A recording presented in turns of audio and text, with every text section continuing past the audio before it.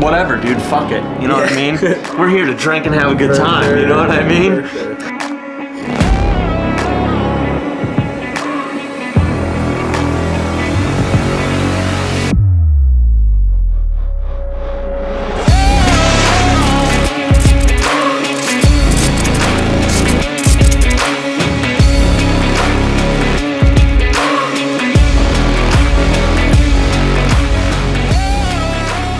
Yo, what's going on, guys? So we're back here. I'm with my buddy Erik.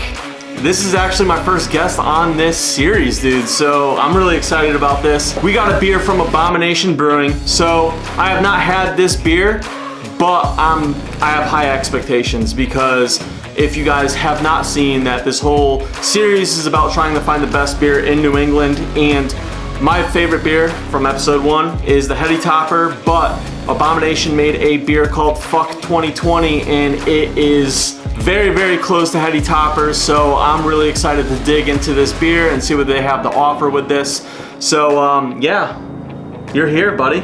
Oh yeah, I'm here. This is it, man. Ready to go. In the studio. Yep. 7.1%, double dry hopped, and they are from North Haven, Connecticut. So I'll pour your beer for you, buddy. You know, you're the guest. Yeah, you're the guest, dude. I got you, man. You want the clear glass? You want the harpoon? What do you want? Doesn't matter. All right, here we go. All right. I'll give you a good pour. Very good pour. All right. Still got a little left over, but it's probably it might have some yeast in it. All right, buddy. Cheers. Cheers.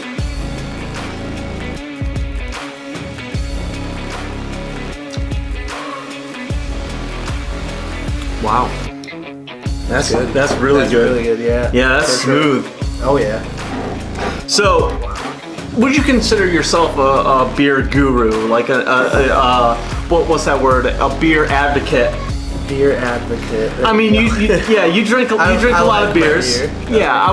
Yeah, that's for sure. You know, like here's the thing. Like I have some guests on here, and they might not be as much of a critic as like say I am. But I mean, in the end, you can taste the quality of a good beer compared to a shit beer. Yep. So this is definitely classified as a good beer. Oh yeah, definitely. I would definitely say that this is a really good beer. I mean, it's got a lot of flavor. I'm still trying to figure out the aftertaste. I think when you drink this beer at first, it's really smooth and it's got a lot of flavor, but the aftertaste is kind of bland. It kind of goes away after a while. Yeah, it doesn't like sit in your palate as long. Yep, like sometimes you drink IPAs and you take a sip, and then like after a while you're kind of like, it's kind of got like a bitter taste to it. You know, it kind of sits in your mouth weird. Yep. This is pretty smooth. I could crush this. Oh god, yeah. I could crush the fuck out of this thing. Definitely could. Yeah, this is really good. Very smooth. Very smooth. For 7.1%. No, let's look at the can. So they don't give you much information on this can here. Double dry hopped, 7.1%. We're gonna take a look on Untapped, but I can tell you by going by the color of this, I would definitely say that this is a New England Style IPA. So it's got a global rating of 4.04. New England Style Hazy, and it's got Mosaic, Pacific, Jade, Citrus, Summit, and Enigma. You get that citrus flavor a little bit, but like you said, it's definitely after, like that aftertaste is more like bland, kind of like mellows out. Exactly. That's what's kind of crazy about it, is the fact that like it is an IPA, so you're expecting that hoppy bitterness, and I would say that this is a hoppy beer, but it's more upfront and not the bitter aftertaste. Yep. Like for sure. Once you're done drinking it, the beer taste kind of goes away, and that's very different when it comes to like the IPAs that I'm used to. Is usually the IPAs that I drink is like lingers. It lingers, and that's why you can't crush it. Yeah, that's why you can't shotgun. You can't shotgun IPAs as you could like Twisted Teas. You know what I mean, or something like you know what I mean along those lines. Is because it's just like, man, like it's just that bitterness. Yeah. So this is totally crushable. Oh, for sure. I'd throw a few of these in the cooler and bring it out to the beach. You know what I mean? Like, it smells pretty good. Yeah, it's got a nice smell. It's got a nice smell. I mean, granted, if you come home from work, the last thing you're going to be doing is smelling your beer. You're just going to start chugging it. You know what I mean? You're going to throw it back. We're trying to give you a review, so we're going based off of all of our senses here. And yeah, I mean, it's pretty good. Definitely. Might have to start stocking this in the fridge. Yeah.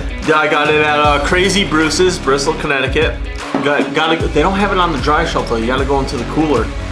Oh, okay. Yeah, you got to go into their like freezer, and they have a bunch of beers that they don't have like normally.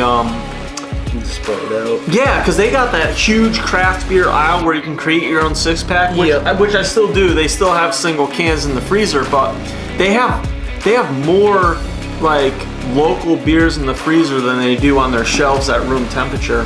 The reason why a lot of the local beers are in the cooler is probably because they're getting the beer that's already cooled. You know what I mean? Yeah. They're probably getting it cooled down.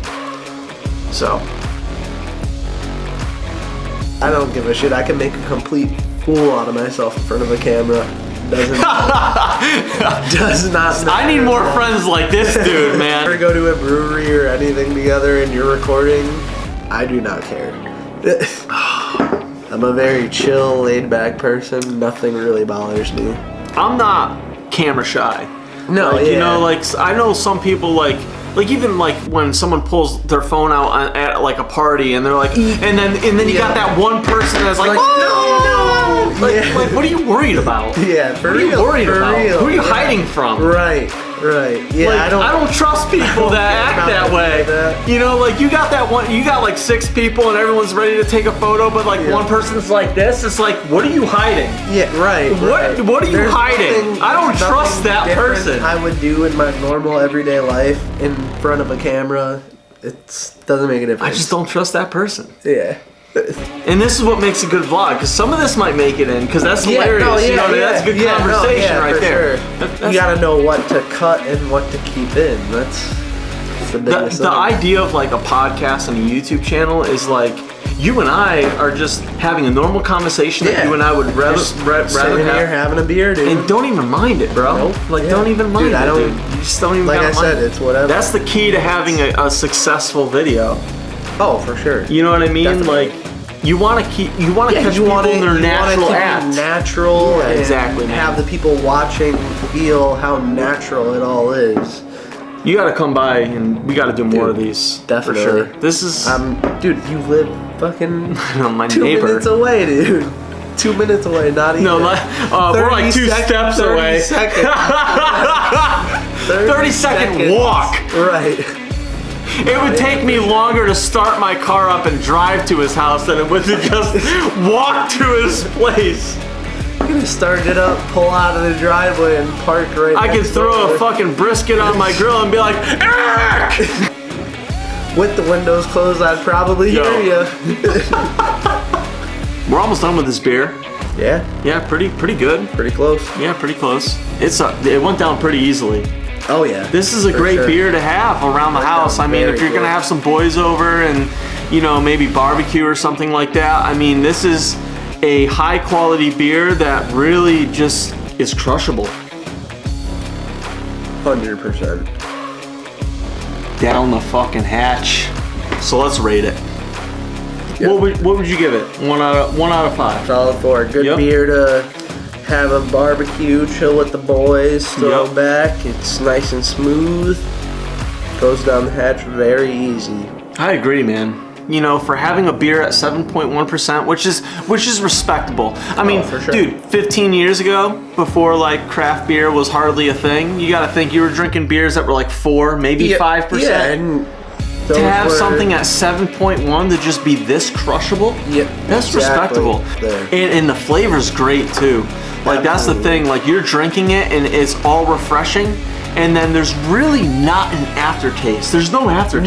No. There's no aftertaste. For most craft beers, I find when you get up there in the percentage, you're getting more of that skunky, bitter aftertaste. That boozy taste. Yep, exactly. So this yeah, is very smooth all around, and 7.1% goes down the hatch, and there's nothing to think about it after. It's just, you just want to keep drinking because you want more of that flavor, because there is no bad aftertaste to this. There's no taste lingering. It's kind of just sip, that was really good, it's gone, and you want another sip.